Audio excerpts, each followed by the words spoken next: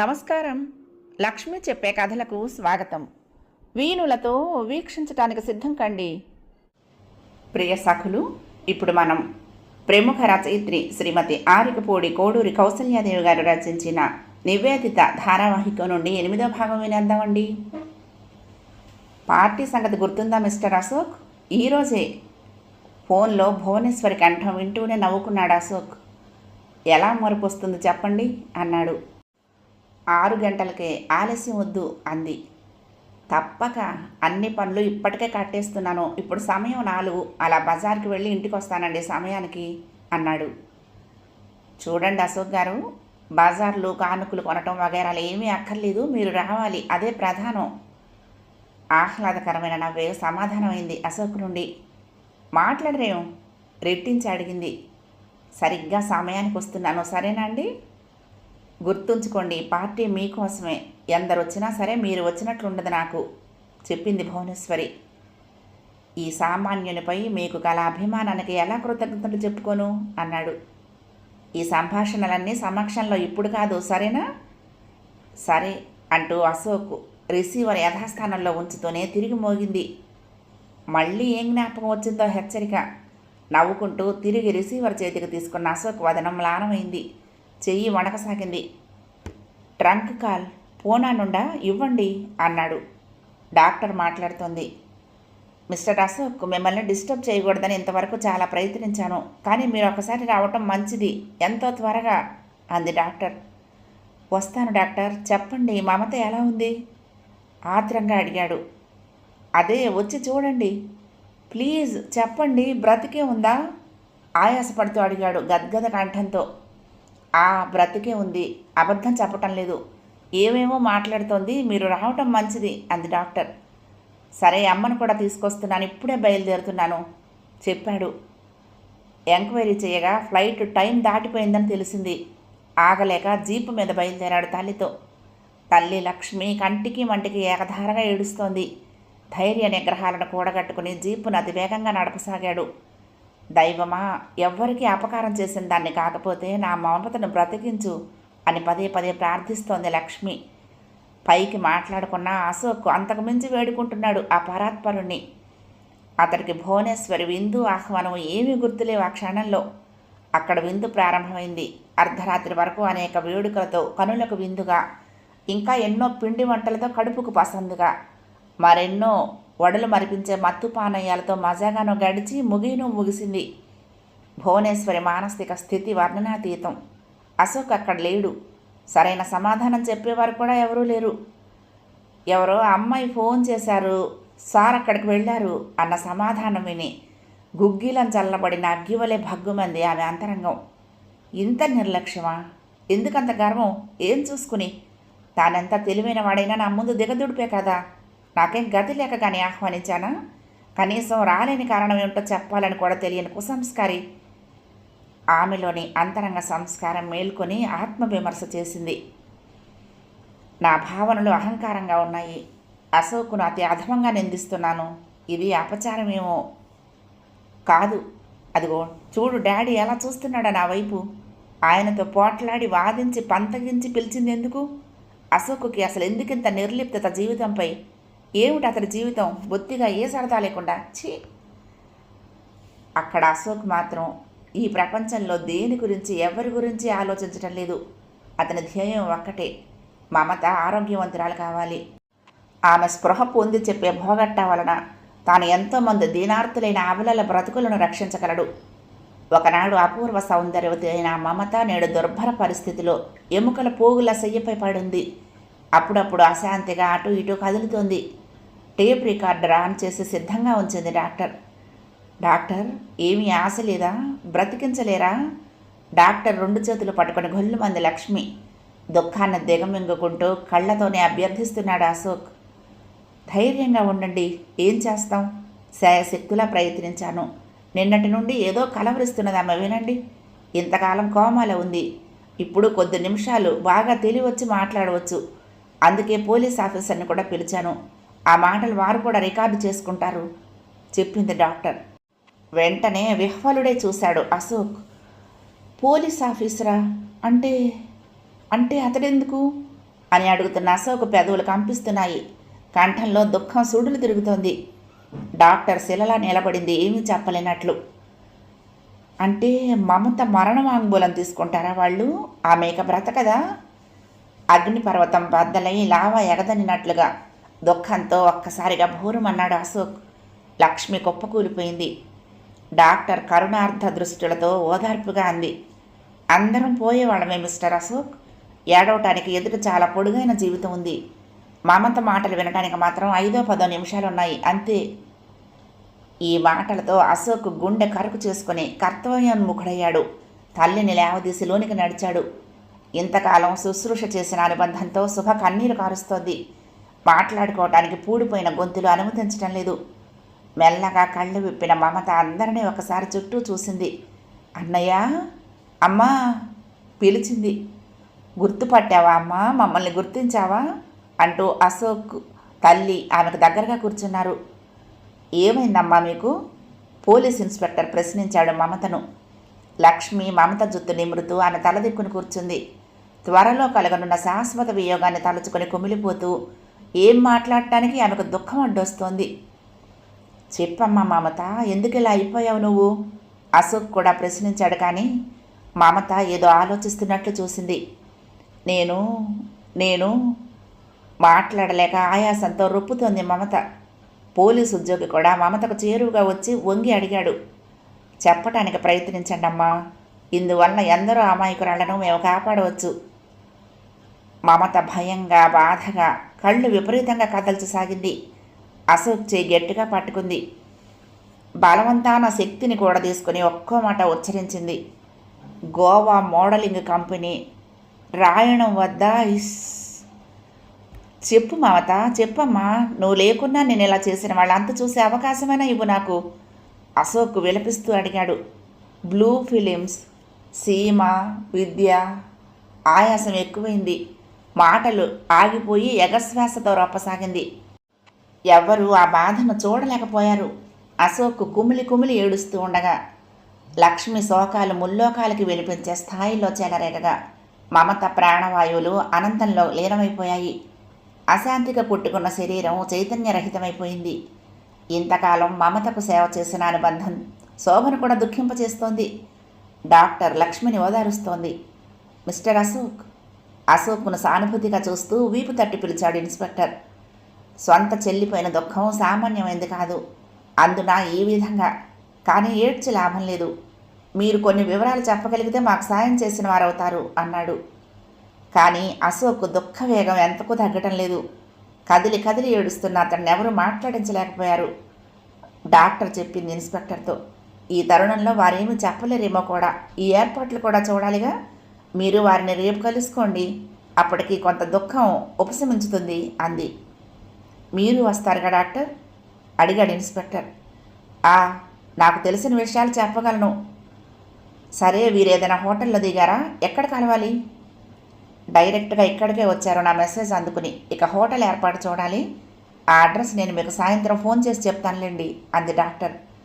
భగభగ మండుతున్న అశోక్ హృదయంలో మమత మరణం రేపిన జ్వాల వీడిమి ఏమాత్రమూ తగ్గలేదు మర్నాటికి కూడా. ఏమిటి, వెళ్ళిపోతున్నారా మిస్టర్ అశోక్? ఇన్స్పెక్టర్ని నిర్లక్ష్యంగా చూశాడు అశోక్. వెళ్ళాలి కదా. ఎవరు చనిపోయినా మనిషికి తనదంటూ ఒక తాపత్రయం ఉంటుందిగా చచ్చే వరకు అన్నాడు. అవుననుకోండి, మీతో కొన్ని విషయాలు మాట్లాడాలని. ఏం లాభం ఇన్స్పెక్టర్, ఇప్పుడు మాట్లాడుకుని ఏం లాభం ఉందంటున్నాను? అశోక్ ఆవేశంగా అరిచినట్లుగా అన్నాడు, గది దద్దరిల్లేటట్టు. లాభం కాదు, ఉపయోగం. మమత వంటి అనేక మంది అమ్మాయిలను రక్షించవచ్చు అన్నాడు inspector. No no, not at all. శ్రోతలు ఉలిక్కి పడేటట్లుంది అతడి భీకర స్వరం. స్వార్థపరులు చేసే మారణ హోమాలలో అమాయకులు శలభాలై మాడిపోతూనే ఉంటారు. అంతా అయ్యాక మీరొచ్చి ఎవడు నేరం చేశాడో ఆరా తీస్తారు, అంతేగా. వాడినేం చేస్తే నాకేం ఒరుగుతుంది? చచ్చిన వాళ్ళు తిరిగి వస్తారా? జరిగిన అన్యాయం వెనక్కిపోతుందా? అంతకంతకు హెచ్చుతోంది అశోక్ స్వరం. రకరకాల కంపెనీలు ఉద్యోగాలకు పిలుస్తాయి పత్రికా ప్రకటనలతో. అమాయకులు నిజమనుకొని ఎగబడతారు. ఫలితాలు దారుణం. ఎక్కడైతే ఏ రంగాల్లో అయితే అక్రమాలు అన్యాయాలు జరుగుతూ ఉంటాయో ఆ రంగాలలో సిఐడీలను ఎందుకు నియమించరు? ఈ పత్రికల్లో వచ్చే ఉద్యోగ వార్తలు సంస్థలు అన్నీ నిజమేనా అని ఎందుకు ఆరా తీయరు మీ రక్షక శాఖ వారు? ఇవాళ పుట్టి రేపు మాయమయ్యే పుట్టగొడుగుల్లాంటి సంస్థల వెనక ఎవరున్నారు, ఏం చేస్తున్నారు అని కలగజేసుకోరేం? అతడి ఆవేశాన్ని అంతటినీ మౌనంగా తిలకిస్తూ కూర్చున్నాడు ఇన్స్పెక్టర్. కలుగు చేసుకుంటూనే ఉంటాం, కానీ ప్రజలు సహకరించాలి కదా మిస్టర్ అశోక్. అనుమానాస్పదమైన విషయాలను మా దృష్టికి తెచ్చేవారు ఎంతమంది? ఎవరికి వారే మాకేమనుకోవటం వలన, మాకు సరైన వివరాలు ఇచ్చే ధైర్యం బహు కొద్ది మందికే ఉండటం వలన మా చర్యలు కుంటుపడుతున్నాయి. కానీ మాలో వ్యవహార దక్షత లోపించడం వల్ల కాదు. జబ్బు తెలియనిదే డాక్టర్ మందు ఇవ్వగలడా? ఇది అంతే. డాక్టర్ వచ్చి అశోక్కు అభిముఖంగా ఆసీనురాలయ్యింది. మిస్టర్ అశోక్, డాక్టర్గా రకరకాల రోగులను చూసిన 25 ఏళ్ల అనుభవంతో చెప్తున్నాను. మీ బాధను అటుంచి మీ సోదరి ఎంత బాధపడ్డారో గుర్తుకు తెచ్చుకోండి. అంతటి యాతనలోనూ ప్రాణాలు గిలగలా తన్నుకున్న సమయంలో కూడా ఆమె మీకేదో చెప్పడానికి తాపత్రయపడ్డారు. అతి కష్టం మీద కొన్ని చెప్పారు. ఎందుకు?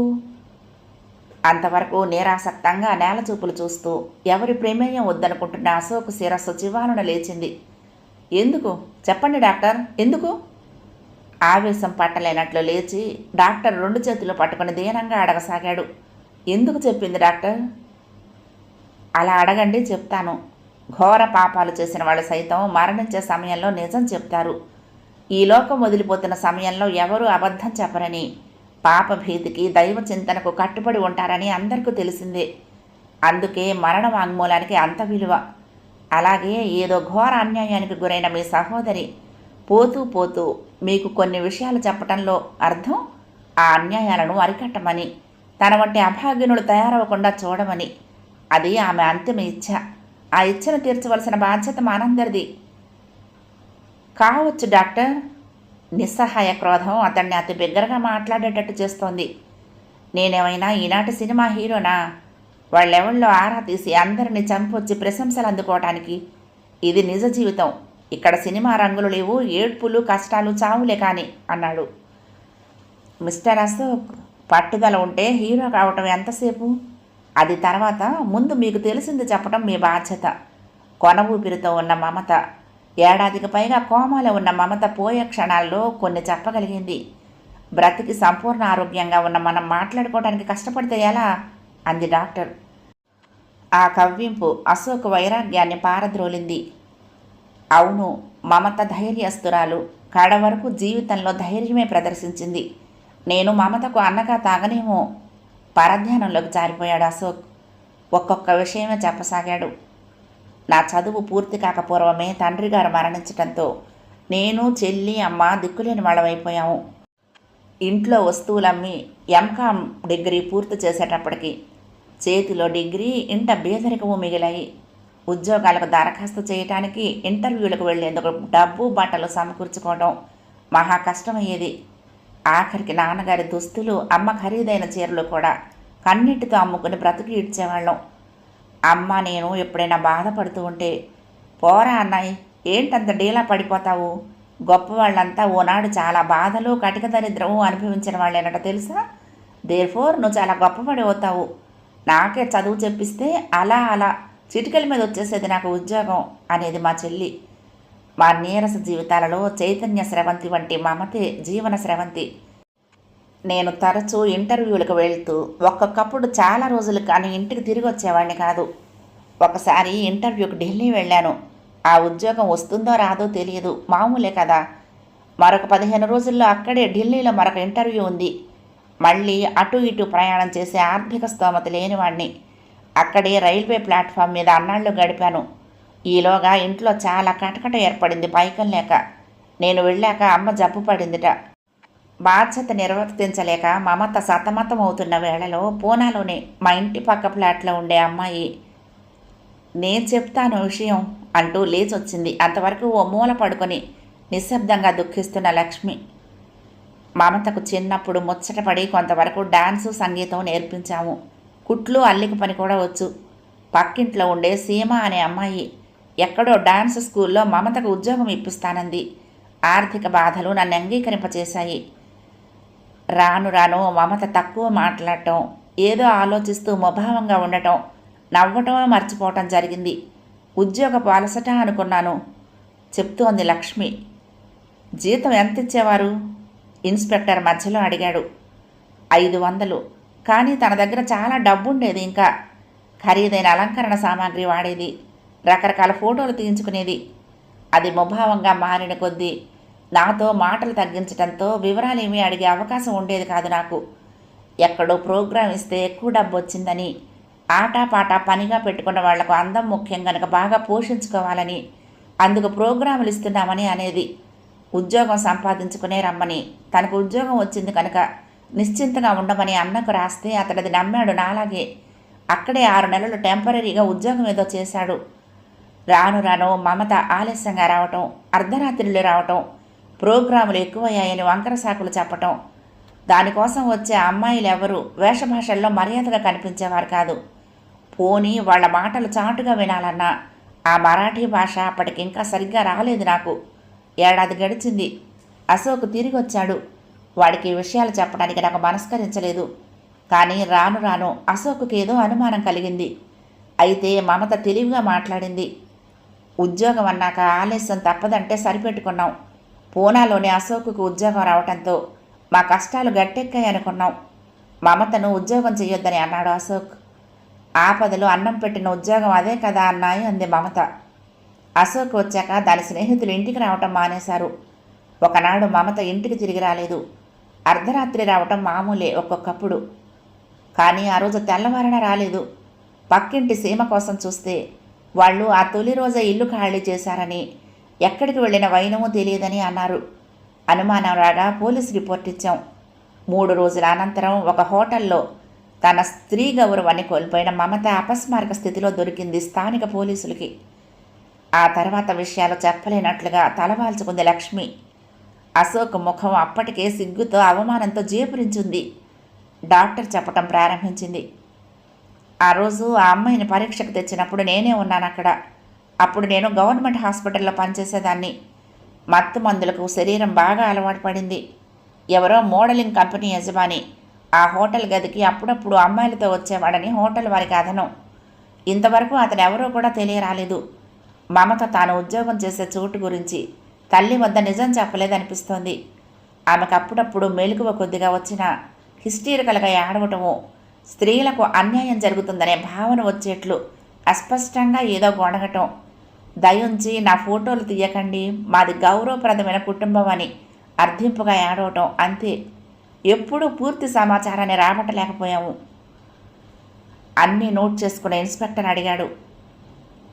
డాక్టర్, మీ అనుభవాన్ని బట్టి ఆమెకు కోమా పరిస్థితి ఎందుకు వచ్చిందో మీరు చెప్పగలరా? అది మానసిక సంఘర్షణ ఫలితం.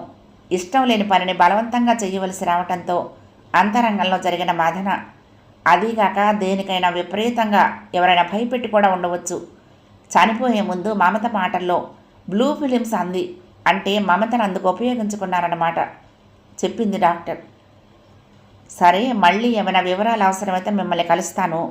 గోవా మోడలింగ్ కంపెనీ అనేది ఏమీ లేదని ఇంతవరకు మాకు అందిన సమాచారం. తప్పకుండా నేరస్తుల్ని పట్టగలనని ప్రామిస్ చేస్తున్నాను మిస్టర్ అశోక్. కరచాలనం చేసి ఇన్స్పెక్టర్ వెళ్ళిపోయాడు. భువనేశ్వరి యుద్ధ సన్నద్ధురాలైనట్లున్న రూపాన్ని చూసి విచలితుడై కుర్చీలో నుంచి లేచి నిలబడిన అశోక్ను కొన్ని నిమిషాలు తినేసేటట్టు చూసింది భువనేశ్వరి. అతడి నీరసపు వాలకాన్ని, ఒసివాడిన వదనాన్ని ఆమె మరో విధంగా అర్థం చేసుకుంది. పాత స్నేహాలు పునరుద్ధరించడానికి, వరుసగా 4 రోజుల విహార విలాసాల్లో మునిగి తేలటానికి బిజినెస్ చేసే వాళ్ళకి కుదరదు అంది. ఆ మాటల అర్థాన్ని గురించి ఆలోచిస్తూ అవాక్కుగా నిలబడిన అతన్ని చూసిన కొద్దీ భువనేశ్వరికి కోపము చిరాకు అధికమవుతున్నాయి. ఇతరులని అడుగడుగున విమర్శించేవాళ్ళు, నీతి సూత్రాలు వల్లెవేసేవాళ్ళు తామేం చేస్తున్నారో అనేది కూడా అప్పుడప్పుడు ఆత్మవిమర్శ చేసుకుంటూ ఉండాలి అంది మళ్ళీ. నేనేం చేశానండి అన్నాడు అశోక్. అమాయకత నటించొద్దు. కంగుమంటున్న భువనేశ్వరి కంఠం, కోపంతో ఊగిపోతున్న ఆమె రూపం అతడికి అంతకు పూర్వం అపరిచితం. నేనేమైనా నాకు గతి లేక మీ చుట్టూ తిరుగుతున్నాను అనుకున్నారా? పార్టీ మీకోసమని చెప్పి మధ్యన నేను ఫూల్నయ్యాను అశోక్ అంది కోపంగా. ఓ సారీ అండి. అప్పుడే జ్ఞాపకం వచ్చినట్లు ముఖం పెట్టి తన తప్పిదాన్ని నిందించుకుంటున్నట్టుగా మొహం కొట్టుకున్నాడు. రాలేని వాళ్ళు ఆ మాట నిజాయితీగా చెప్తారు అశోక్. ఏదైనా ఇబ్బంది వస్తే కారణం చెప్పుకొని సంజాయిషి ఇచ్చుకుంటారు. తమరు అభిమానులు కదూ, అంచేత మాబోటి వాళ్ళం ఎదుటికొచ్చి నిలబడినా ఆ విషయం గురించి మీ అంత మీరు మాట్లాడరు, అభిమాన ధనులు అంది. నిజంగా మేడం, నిజంగానే మర్చిపోయానండి, వెరీ సారీ. కానీ నాదొక్క మాట వినండి. వినను. పిడుగుల వాన కూడా ఇంత శబ్దం చేసి చెవులను బద్దలు కొట్టదేమో. నాకేమీ కట్టుకథలు చెప్పనక్కర్లేదు. భువనేశ్వరి కంటే విలువైన వారిచ్చిన ఆహ్వానాన్ని అందుకోవటానికి వెళ్ళిన ఘనుడా, గుడ్ బై. ఇక మన మధ్య స్నేహం లేదు, కేవలం బిజినెస్ మాత్రమే ఉంటుంది. కోపంతో శరవేగంతో నడిచిపోయి కారులో కూర్చున్న ఆమెను అనుసరించి వెళ్ళిన అశోక్ ఆమె జోరుగా మూస్తున్న కారు తలుపును గట్టిగా పట్టుకున్నాడు మూసుకోకుండా. మేడం, నాకు వచ్చిన కష్టమేమిటో, నా ఆసక్తత ఏమిటో మీకు తెలిసిన నాడు మీకంటే నాపై సానుభూతి చూపేవారు, ఓదార్పును అందించేవారు కూడా ఉండరని నాకు తెలుసును. అందుకే మీరేమన్నా నాకు కోపం లేదు అన్నాడు. నిర్లక్ష్యంగా చురచుర చూస్తూ భువనేశ్వరి ట్రాష్ అంటూ ముఖం తిప్పుకుంది. మేడం, మిస్టర్, మిలిటరీ వాడు, బిజినెస్ వాడు స్వసుఖం సొంత ఇబ్బందులు అంటూ కూర్చోకూడదు. మన మధ్య పందెం ఉంది, దాని గురించి కురిపించిన లక్షలున్నాయి, అన్నింటినీ మించిన ప్రిస్టేజ్ ఉంది. మనసెంత ఏడుస్తున్నా నవ్వుతూ నిలబడాలి అవసరమైన చోట గట్టిగా అంది. వింటూనే మనసు ఉడికిపోయిన అశోక్ సరిహద్దులను దాటిన అసహనంతో అన్నాడు. నా చెల్లెలు చచ్చిపోయింది, నేను కాదు, ఎవడూ నవ్వలేడు సొంత చెల్లి చనిపోతే. ఒక్కసారిగా అదిరిపడిన భువనేశ్వరి అంతలోనే సంభాళించుకొని అడిగింది. మీకు ఏమి చెప్పేందుకైనా అమ్మ మినహా మరెవరూ లేరుగా, ఇప్పుడు ఈ చెల్లెలు ఎక్కడి నుంచి పుట్టుకొచ్చింది? మాట్లాడినంత దురుసుగాను కారు సాగిపోయింది, సమాధానం వినకోరనట్లుగా. అశోక్కి ఏ పనిపైన మనసు లగ్నం కావటం లేదు, అన్నిటిపైన ఇచ్చ నశించింది. అయినా బ్రతికినంతకాలం పని చెయ్యక తప్పదు. భువనేశ్వరి తిట్టిన ఒక్కొక్క తిట్టు నిత్యం అతడి కర్ణపుటాలలో ప్రతిధ్వనిస్తోంది. పందెము, లక్షలు. అవును, తనను నమ్మి ఈ లక్షల్ని పణంగా ఆమె పెట్టినందుకు తన ప్రాణాలైనా పణంగా పెట్టి ఆమె లక్షలను ఆమెకు తిరిగి అప్పగించాలి. అందుకు పన్ని ఒక తపస్సుగా చేయాలి. తన చెల్లెలు పోతే మధ్యన ఆమెకేం లెక్క? తను ఇదివరకటి కంటే దీక్షగా పనిచేయాలి. భువనేశ్వరి అన్నట్టుగానే మనసు ఏడుస్తున్న నవ్వు మొహంతో ప్రపంచానికి కనిపించాలి. భువనేశ్వరి కూడా తన ప్రవర్తన గురించి పదే పదే ఆలోచించుకుంది. అతడు తాను ఎప్పుడు తారసపడినా కేవలం వ్యవహార విషయాలే కానీ ఇంకేమీ ఉండటం లేదు. కానీ అది చాలా బాధాకరంగా ఉంటుంది ఆమెకు. ఎలాగైనా పూర్వపు స్నేహ సంబంధాలు మళ్ళీ నెలకొనాలి. అందుకై మార్గాలు ఆలోచిస్తూ అశోక్ పని చేయించుతున్న దావుకు బయలుదేరింది ఒకనాడు. నేత చీరలపై అద్దకాలను పరీక్షిస్తున్నాడు అతడు. ఆమె వెళ్ళేసరికి ఒక వంక రంగులు కలుపుతున్నవారు, మరొక వంక బట్టలపై ముద్రలు వేస్తున్నవారు, ఇంకొక వంక తయారైన చీరలను మడతలు పెడుతున్నవారు. ప్రాంగణమంతా సందడిగా కళకళలాడుతోంది. భువనేశ్వరిని చూసి అతడు ఆఫీస్ గదిలోకి వచ్చి కూర్చున్నాడు. మామూలు అభివాదమే కానీ అందులో ఆప్యాయత లేదు, అభిమానము లేదు. మమత మరణం తర్వాత అతను బాగా చిక్కాడు. ఈ బట్టల వ్యాపారం కూడా బాగానే సాగుతున్నదనుకుంటాను అడిగింది. లాభాలు కూడా బాగానే ఉన్నాయండి చెప్పాడు. వీటికి మీరు ఏ విధమైన అడ్వర్టైజ్మెంట్స్ చేశారు? ఏమీ లేదండి, సరసమైన ధరలకు పేదవారికి మధ్యతరగతి వారికి ఇవ్వటమే.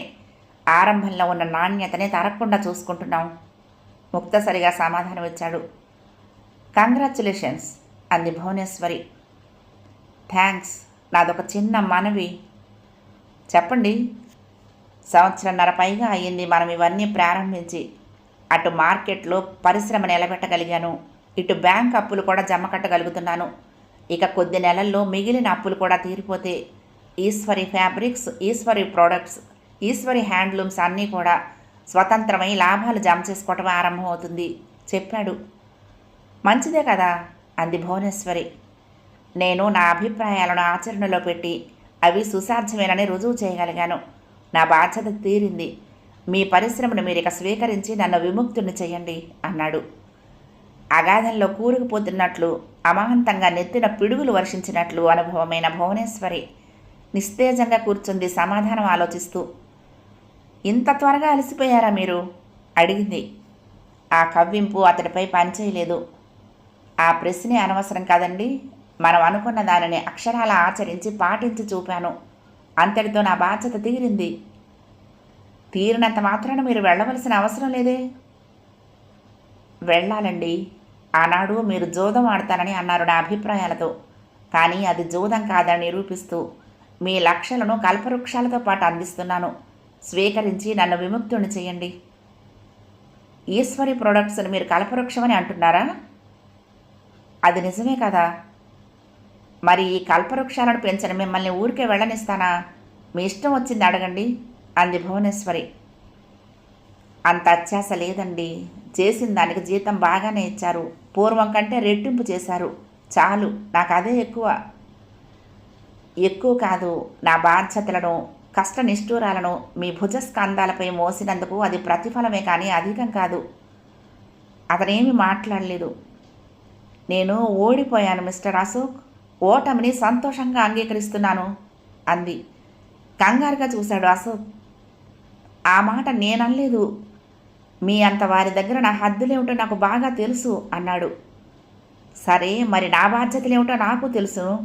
ఈ పరిశ్రమలకు మూలాధారం నేనైతే ప్రాణం పోసింది మీరు కనుక న్యాయంగా ఆ పరిశ్రమలు మీవే, జయం మీదైతే అవి మీవేనని ఆనాడే చెప్పాను అంది భువనేశ్వరి.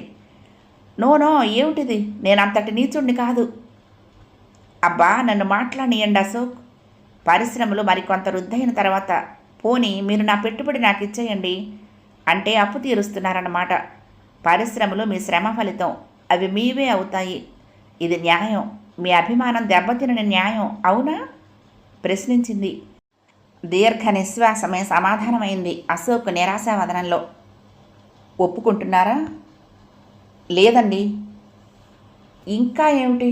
పోనీ మీకేం కావాలో చెప్పండి, మీరేం అడిగినా కాదనను.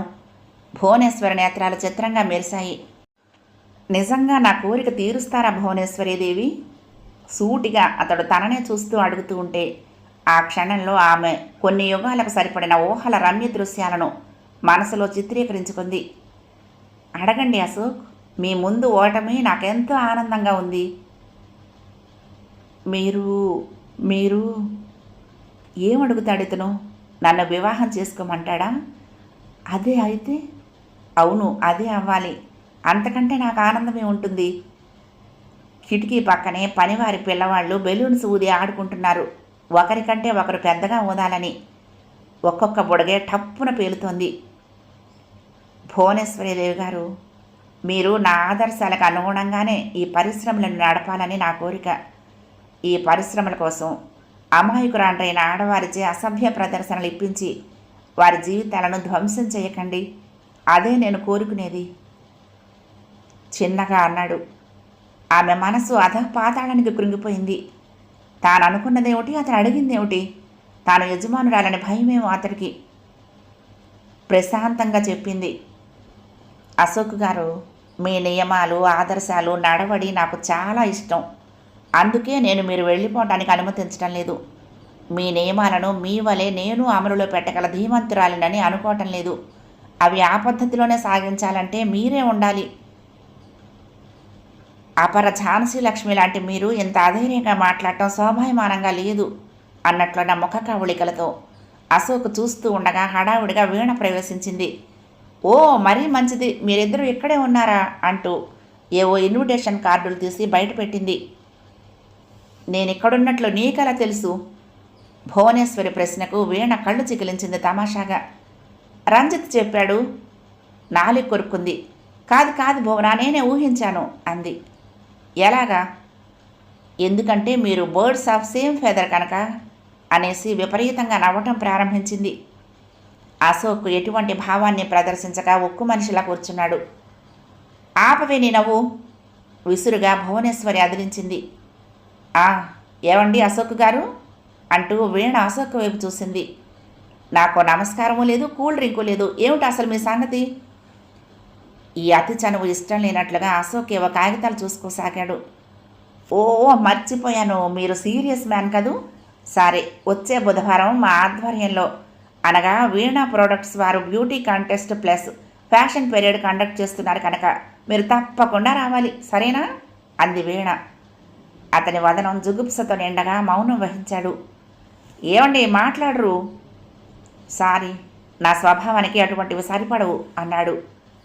ప్రపంచంలో జరగరానిదేదో జరిగిపోతున్నంత విపరీతంగా కనుగుడ్లను వలయాకారంగా చుట్టుతూ వాట్ అంటూ అతి ఆశ్చర్యాన్ని వ్యక్తం చేసింది వీణ. మీ అభిరుచులు, మీకు సరిపడటాలు అడగలేదు నేను. ఆ మాట అయితే అక్కడ జడ్జెస్ల ఒకరిగా మిమ్మల్ని వేసేదాన్నే. హరిహరి అన్నాడు. ఎందుకు ఇప్పుడు అతన్ని పిలుస్తున్నారు? ప్రారబ్ధం అంటూ తల 2 చేతులతో వాల్చుకున్నాడు అతను. అసలు మీకు బొత్తిగా ఇటికసి తెలియదండి బాబు. రకరకాల అమ్మాయిలు, అందాలు, ఓహ్ పిలిచిందా చాలని పరిగెడతారు మీ వంటి యువకులు. చెప్తున్న వీణ మాటలకు స్టాప్ నాన్సెన్స్ మహోగ్రంతో అరిచాడు అశోక్. వీణ నిర్లక్ష్యంగా చూస్తూ ఉంటే భువనేశ్వరి తానేదో అపరాధం చేసినట్లు సిగ్గిలిపోతూ తలవాల్చుకుంది అతన్ని చూడలేక. అశోక్ కుర్చీ నుండి తారాజువలా లేచి వీణను నిరసనగా చూస్తూ నిలదీసి అడిగాడు. మేడం, ఎందుకు ఇలా మీ స్త్రీజాతి పరపతిని స్త్రీలే పోగొట్టుకుంటారు? మీకు 4 డబ్బులు రాలటానికి మీ సాటి అమ్మాయిల అందాలను అసభ్యంగా ప్రదర్శిస్తారా? పైగా దానికి బ్యూటీ కంటెస్ట్ అనే నాజుకు పేరా? కోపంతో అరిచాడు. బాబోయ్, మీరు యాంగ్రీ మ్యాన్ అని తెలిసి రావటం నాదే బుద్ధి తక్కువ. పిలవటం నా బాధ్యత, ఆ పైన మీ ఇష్టం. కానీ ఒక సలహా అండి, మానసికోల్లాసం వదులుకొని మీరు ముముక్షువు వలె కూర్చుంటే ప్రపంచం ఏమీ బాగుపడదు. ఏం భువనా, నువ్వు ఇక్కడే ఉంటావా, వస్తావా? ప్రేక్షకురాలిలా ఉండిపోయిన భువనేశ్వరి వీణ పిలిచిందే చాలన్నట్లు అశోక్ సమక్షం నుండి పారిపోయింది. వీణ ప్రవర్తన ఆమెను తలవాల్చుకున్నట్లు చేసింది. అసలు ఏమిటి అతడి బాధ? అదేమిటో తెలుసుకోవాలంటే తను పూనా వెళ్ళాలి అనుకుంది. 8వ భాగం సమాప్తం. ప్రియ సఖులు, ఈ కథ మీకు నచ్చితే తప్పకుండా లైక్ చేయండి, షేర్ చేయండి, కామెంట్ చేయండి, సబ్స్క్రైబ్ చేసుకుని నన్ను ఎంకరేజ్ చేయండి. ఉంటానండి. ప్రేమతో లక్ష్మి, కృష్ణా తీరం, దుర్గమ్మ సన్నిధానం. నమస్తే.